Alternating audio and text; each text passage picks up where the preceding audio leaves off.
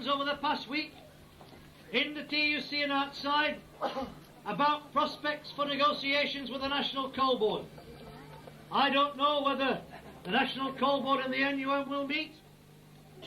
All I do know is that if and when they meet, the National Union of Mineworkers policy will be that put forward to the National Union of Mineworkers Conference, and that which has been stated this week at the TUC. We are not being over demanding in the points that we put forward. We are not being unreasonable in what we're asking. The thing that we're asking for is very simple indeed. We are asking for the right to work. We are asking that they withdraw their pit closure programme.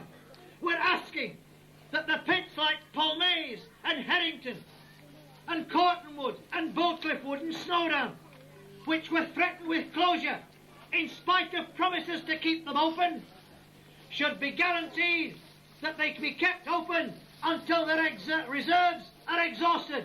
That's what we're demanding.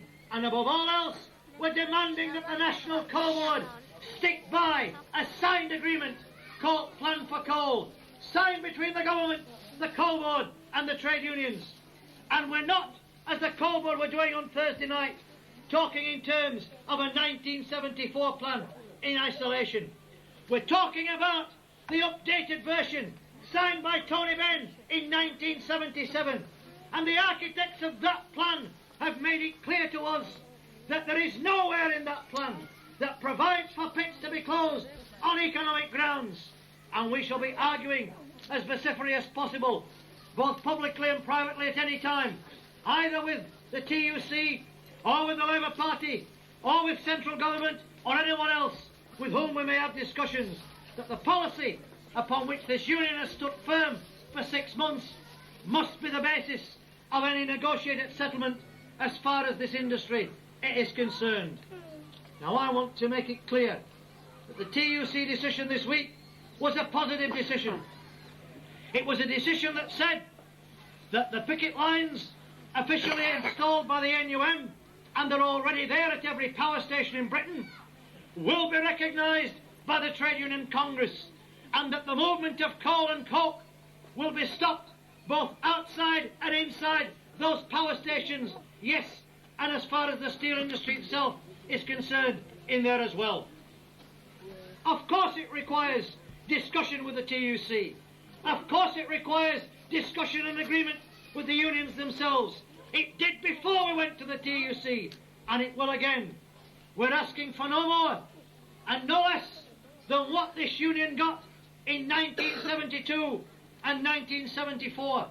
We're asking other trade unionists in every single industry in Britain to understand the nature of our fight and to recognise that if we are to achieve a breakthrough in the campaign to save our jobs, it is a breakthrough that they achieve. We're fighting their fight, not merely the fight of the National Union of Mineworkers.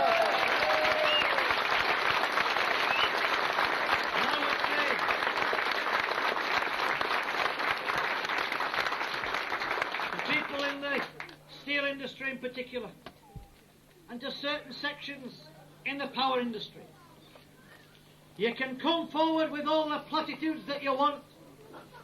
You can give expressions of solidarity from a platform that are meaningless unless you carry out the basic tenet and principle of the British Labour and Trade Union movement.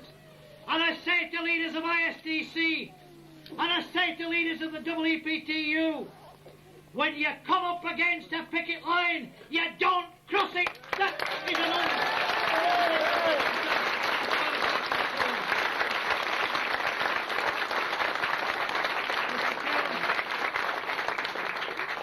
The cost of this dispute is almost unbelievable. It's even got Nigel Lawson looking into his cornflakes in the morning. Over £4 billion has been lost as a consequence of the government and Coal Board's action in producing this dispute. The irony is that to create unemployment, to close pits, and to sack people will cost the taxpayers of Britain twice as much as it would to keep the spits open and our communities intact.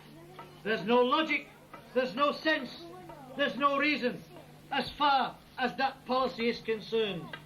And throughout this dispute, I want to say how proud and privileged I have felt as President to lead what I consider is the greatest union in the world. You are now involved in the longest industrial dispute of a national character, possibly in modern trade union history. You are involved certainly in the longest industrial struggle in the history of this union. It's longer than 1926, and several things have emerged during the course of this dispute. I became sick and tired of listening to people tell me that young people today are not like their fathers and their mothers. They're not like their grandfathers and their grandmothers. They'd never respond, they said, if the struggle took place, because they'd too much invested in HP and mortgage repayments and the material things of life. I'll tell you one thing. If those who founded our movement could look upon the scene today, they would salute our magnificent young men and women as the greatest ambassadors ever seen in the history of trade.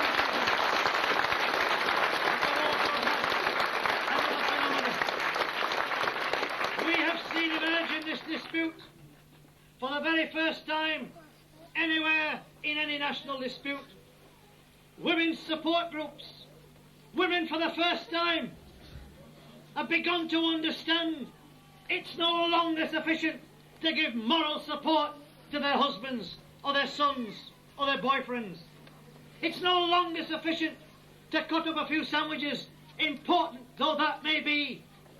They've begun to recognise the power that they possess, and they've begun to translate that power by joining and standing side by side with miners on our picket lines, fighting their battle to save the day. And I want to say here today that in supporting the fight of those magnificent men and women, we should make an appeal. We're now at a crucial stage in this strike. I ask every miner who's on strike and who's not yet going picketing to become a picket and ensure that it becomes that much more effective in the days and the weeks ahead. I also ask the wider labour and trade union movement to give whatever assistance they can to this most historic dispute. Our people are suffering. For the first time since the 30s, we've got soup kitchens in every village and in every town, in every mining community in Britain. We need finance to survive. Is it too much to ask other trade unionists to give? Yes, and give until it hurts in order to sustain this dispute and to give food to our wives, ourselves, our children, and to sustain our community. I say it's not too much, and we've a right to demand from other unionists that kind of support and that kind of solidarity. I firmly believe that we're now entering the most significant period in this dispute. There is a growing optimism throughout the wider labour and trade union movement. Miners, the wives and the families have raised a beacon. They've provided an inspiration to the entire working class movement, both here and abroad. For the first time, men and women are no longer prepared to lie down and accept the bulldozing of their jobs and the destruction of our communities. We're standing up and saying we've a right to fight for the right to work. I don't want some hypocritical Tory minister saying to me that 4,000 police are on duty at Kiveton Park in order that 7 men can go to work.